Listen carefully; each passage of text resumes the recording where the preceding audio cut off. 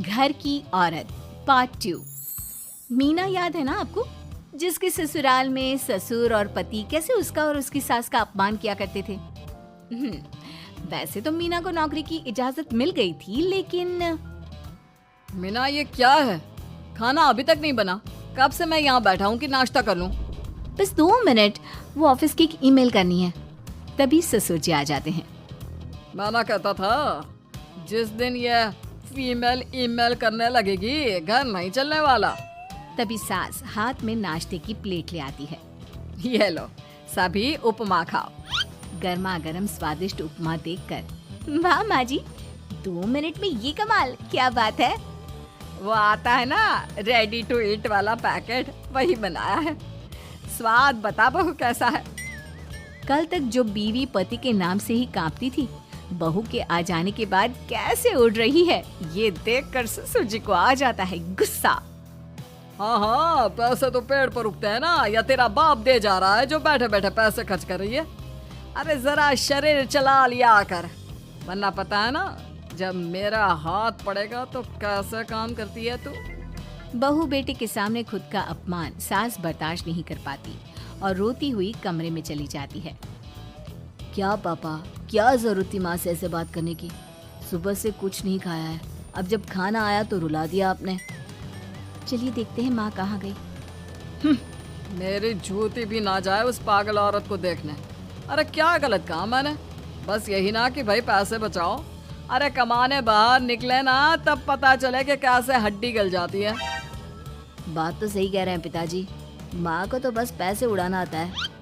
अरे पर माँ ने तो सबके लिए नाश्ता ही बनाया था ना, कौन सा खुद के लिए गहने खरीदे थी। खैर, बहू समझ जाती है कि सारा मामला कमाई का ही है, क्योंकि सास कुछ करती नहीं, कुछ कमाती नहीं, तो ससुर जी उन पर हावी रहते हैं। फिर क्या था, अब थी बारी बहू की।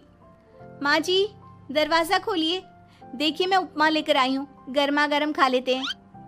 सास कमरा खोल देती है। सामने खड़ी होती है बहू, हाथ में उपमा की प्लेट लेकर। बहू सास की सूजी आंख देखकर समझ जाती है कि मामला गड़बड़ है। वो बात पलटते हुए कहती है, माँ जी वो आपकी काली साड़ी पर काला ब्लाउज है ना, वो प्लीज मुझे दीजिए।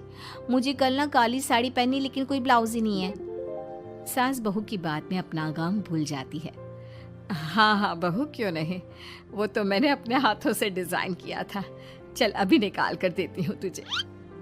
सास बहू को ब्लाउज निकाल कर दे देती है। फिर अगले रोज, माँ जी आज तो ऑफिस में कमाल ही हो गया।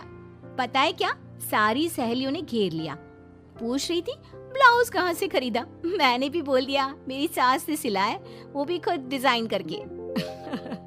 ये तो वही बात हो गई कि झोला छाप डॉक्टर की दवाई काम कर गई। अरे बहू, ये तो बस ऐसे ही बना दिया था। लेकिन माँ जी आपको पता है, ये देखिए 2 लोगों ने तो मुझे कपड़ा भी दे दिया और नाम भी, सेम टू सेम डिजाइन का ब्लाउज बना दो, और बदले में ये 2000 रुपए। हाथ में 2000 देखकर सास की तो आंखें फटी की फटी रह जाती है। अरे बहू, ये तो कमाल ही कर दिया। ये काम तो मैं कल तेरे ऑफिस जाने से पहले ही खत्म कर दूंगी।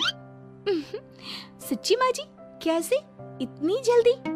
अरे बहू, वो बस नाप है ना, उसी के आकार का काट काट कर डिजाइन ही तो देना है। ये तो मेरे बाएं हाथ का खेल है। अगले रोज बहू ऑफिस जाती है और फिर शाम को 2 ब्लाउज ले आती है। अरे बहू क्या बात है, लेकिन इसकी डिजाइन। बहू फोन में सास को डिजाइन दिखाती है। अरे ये तो बच्चों वाला डिजाइन है, रुक अभी थोड़ी देर में ही दे देती हूँ। सास बहू को कपड़े सिल कर देती और बहू सास को रुपए। फिर एक रोज, माँ जी ये लीजिए कपड़े, लेकिन इसकी सिलाई मैंने ज्यादा ली है। तो क्या है ना, हैवी काम है तो मेहनत ज्यादा लगेगी ना आपको। अरे रहने देती बहू, मैंने कौन सी बुटीक खोली है।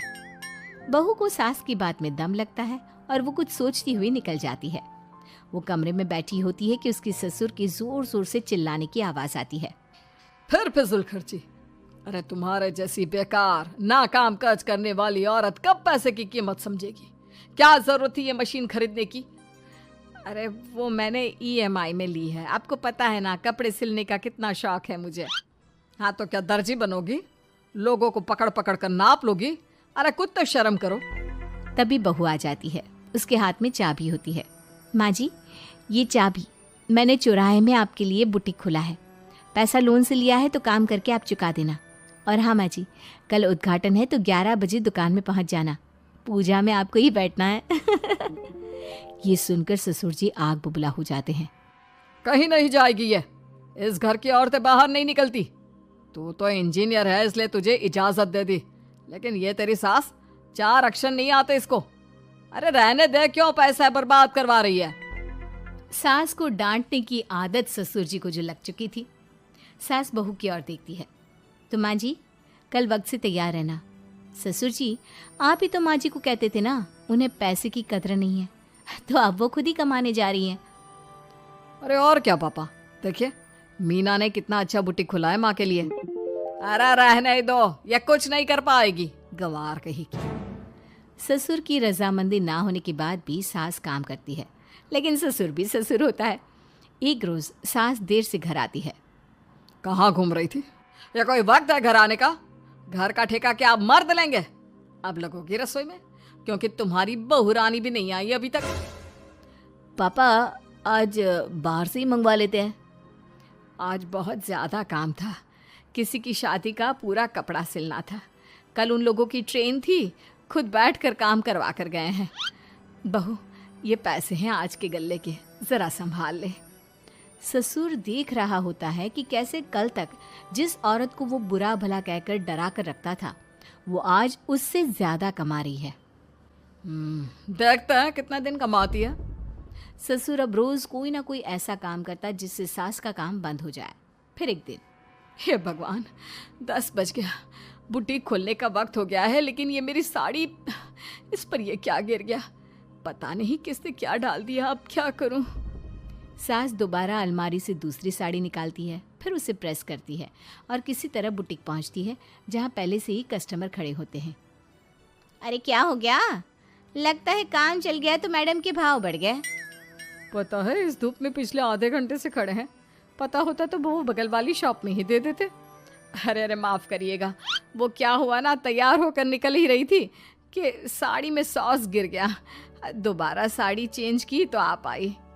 ठीक है, लेकिन अब आ गई है तो ज़रा जल्दी से कपड़े दे दो, हमें जाना है। सास को कस्टमर की बात बुरी लगती है, लेकिन क्या करती, वो जल्दी से सभी को सारा सामान देकर विदा करती है। सारा दिन काम करती है। वो निकल ही रही थी कि एक कस्टमर आती है। जी वो मेरी साड़ी है ना शादी की, उसका लहंगा बनवाना है। हाँ हाँ क्यों नहीं, बनवा लो।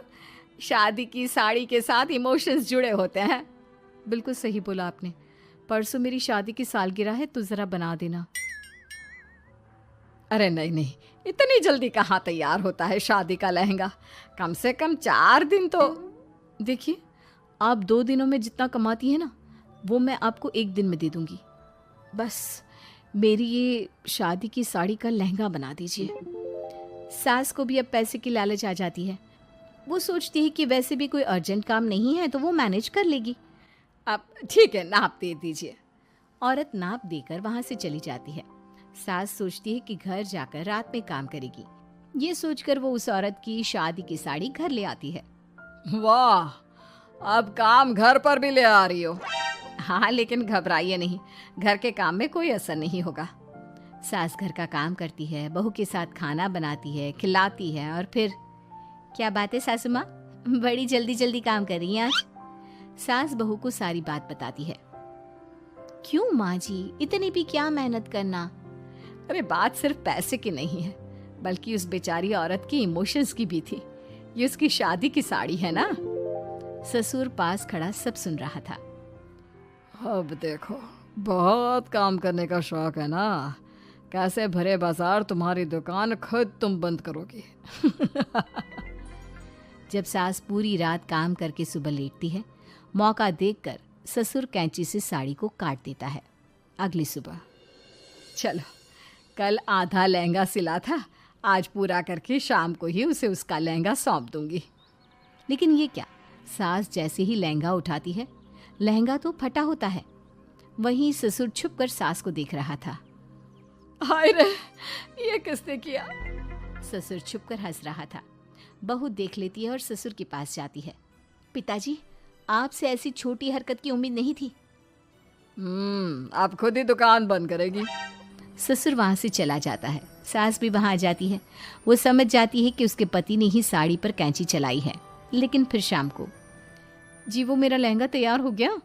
हाँ जी, मैं तो कहती हूँ कि आप एक बार लहंगा पहन कर भी देख ले। औरत लहंगा पहन कर आती है और खूब खुश हो जाती है। अरे ये लहंगा है ना अंकल जी कमाल का, आंटी जी ने बनाया है, बिल्कुल लेटेस्ट डिज़ाइन। औरत सास को ढेर सारे पैसे देकर चली जाती है। लेकिन मैंने तो ये औरतों का फैशन है, कहीं से सिल दो या कहीं से काट दो, फैशन ही होता है। चलिए शाम का खाना मेरी तरफ से, आज आपका जन्मदिन है ना, रिटर्न गिफ्ट तो बनता ही है।